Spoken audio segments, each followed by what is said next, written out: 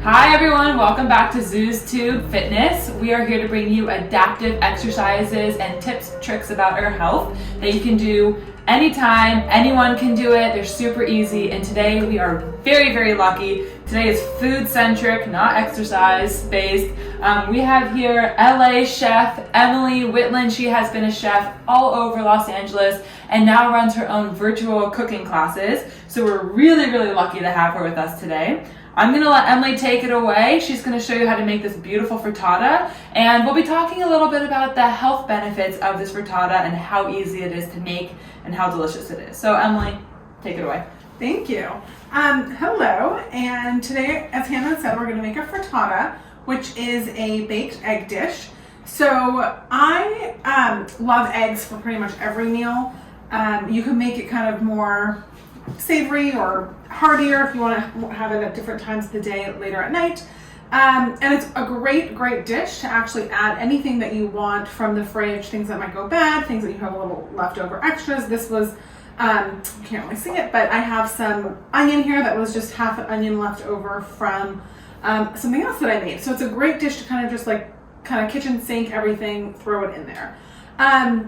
Today, because I'm kind of using what I have in my own fridge, I am going to use some kale, the onions that I mentioned, and then I have some sweet potato that I actually pre-sliced and I'm soaking in water to kind of get rid of a lot of that starch before I cook it.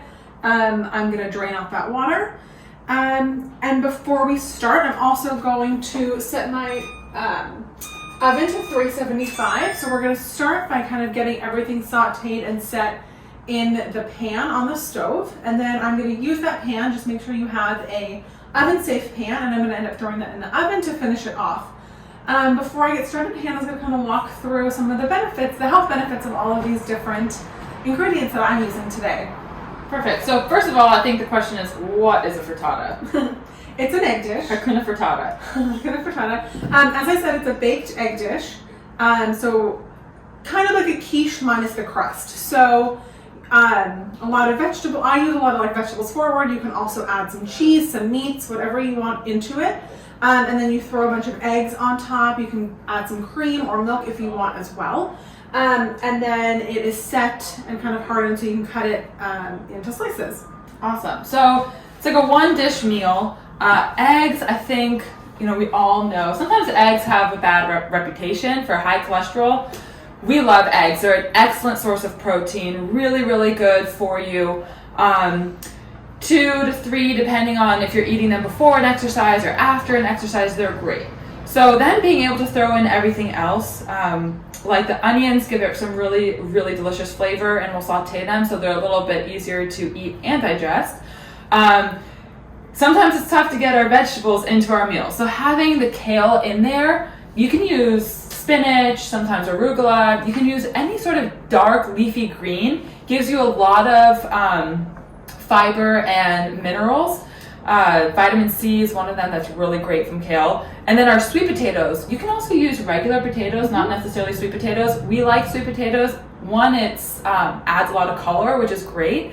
And then also the calcium and the vitamin C and the fiber from sweet potatoes is excellent. So that's what we're going to be using today.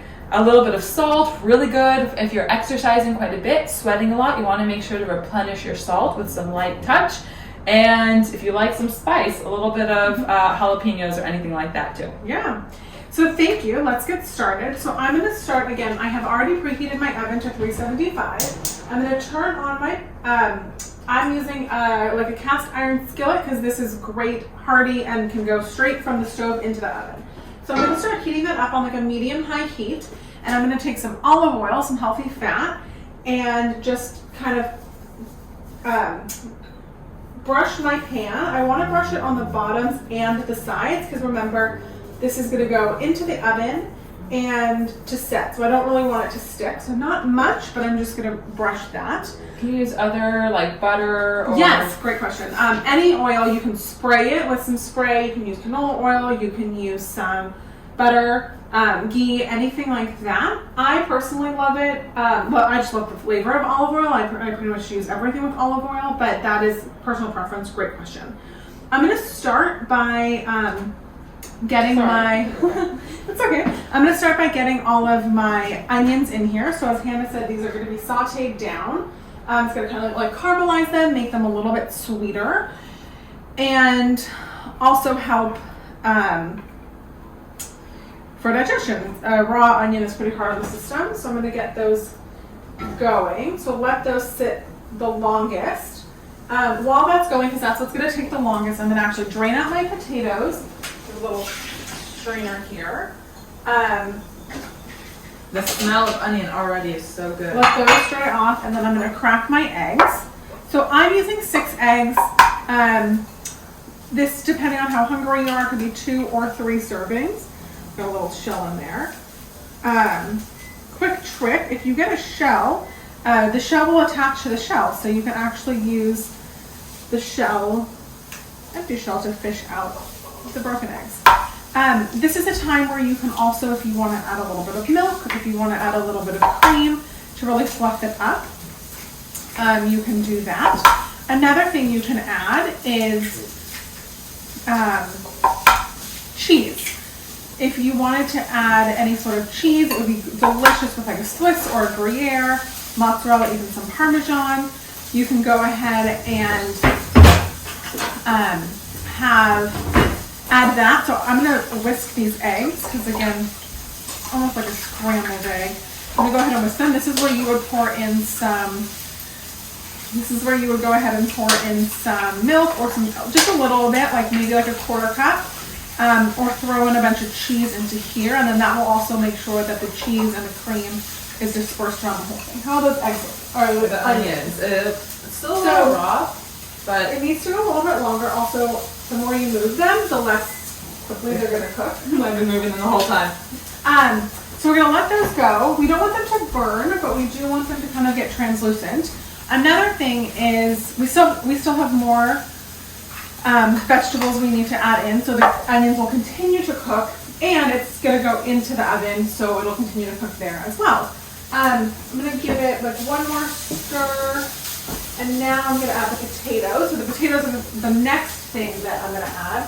So I want to go from something that's going to take the most amount of time to the least amount of time. Greens, especially a softer green like an arugula or a spinach, is going to go really, really fast. So I would pour that in right at the end. The kale takes a little bit more time, but not quite as long as the onions or the potatoes. And you can't see it. Oh, sorry. You can't see it too well. Emily pre-cut the potatoes really, really thin. So they're almost paper thin.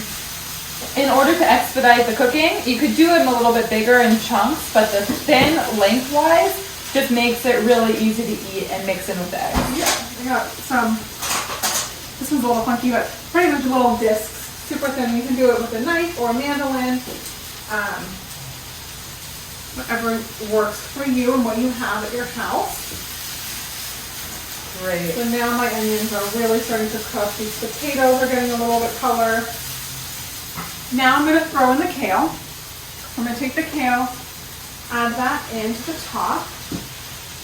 And then in addition to the kale, I'm going to also add some salt, and I'm going to add some pepper. You can also add some crushed red pepper if you want a little bit of spice. You can add some garlic. You can add some fennel seeds, like anything that you want and that you like.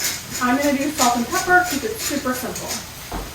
And don't forget that with dark greens, spinach especially, not as much with kale, a big amount shrinks down to very, very little. So it looked like a huge pile of greens. You're going to need more than you think, because once it gets whittled down in the pan, it's going to get quite small. So make sure to get as more than you think, so that you're actually getting the benefits of eating your dark greens. And in something like a frittata, where it's mixed in with everything else, it's kind of going to notice that it's there. And it really adds a lot of color. So the last thing I'm going to do, let me show you what mine looks like. You guys can even see it. So I've got everything kind of mixed in there. Everything's really, they're getting soft. Everything's kind of softened up a little bit. But when it cooks, it's not going to be tough to eat. Cooking things also really changes the flavor. It brings out a lot of the flavor that's in food. So now what I'm going to do is take my eggs and pour it all over. I kind of want to disperse it around as much as I can. Make sure it's all in there. It smells so good. I wish you could smell this. Although when you're making it, you'll get it. And then kind of lift my pan to make sure the eggs have reached everything. And now all I'm going to do, I'm going to let it cook on the bottom a little bit longer, maybe like 30 seconds, just as much as I can from the bottom. And then I'm going to throw this straight into my oven, and we should be good to go. It's going to bake for, depends on how thick you have it, which means how big your pan is or how many eggs are in it, but it should be about 15 minutes. When you take it out, just check and see if anything's going to be runny. We don't really want super runny eggs, just for health reasons, and then it'll be delicious. That's great. So oven to 375. Oven to 375, and then I'm throwing the whole pan straight in, and should cook for about 15 minutes. Yeah. And Emily said this a few times, but just be absolutely sure that it is an oven-safe pan. Can Teflon or non-stick pans go in? No, if it has any sort of like rubber or plastic on the side, sometimes even just the handle itself is made out of rubber, so avoid anything like that. So I would use like a fully metal or cast iron pan. Okay, great. Yep. And I mentioned this too, frittatas you can eat for any meal of the day. They're one of those you can have breakfast, lunch, or dinner. You can even have a little bit for a snack. They're great to eat before exercise because it keeps you full and gives you really good energy, or eat after because it's loaded with protein. So when we're exercising and our muscles are tearing, to eat the protein afterwards replenishes those muscles and fuels them to get stronger. Yeah. So I can't wait to try this. We're going to come back in about 15 minutes, and yeah, I'm so excited. Yeah. Thank you. Thank you for. So it's been 15 minutes, and I'm going to go and check on my frittata. I checked on it a few minutes ago and it was still a little bit runny, so I'm leaving it. I left it in. But ooh, it's looking delicious. Wow. So everything is set. It's still hot. Everything's gotten crispy. That looks fantastic. So I'm going to go ahead and let it cool just a little bit so I can slice it. I know Hannah mentioned that it's good for breakfast, lunch, dinner, and snacks. Another nice thing about the frittata is you really can slice it into slices and grab it. It's a super quick grab and go, and just as delicious cold as it is hot. Hannah and I are going to top it with a little bit of salsa and some avocado. But you can put any herbs or ketchup or whatever you want, whatever you normally eat with eggs, and it should be delicious. So please let us know if you have any questions. Write it in the comment box, anything. Thank you so much. I'm so excited to eat this. We will see you next time.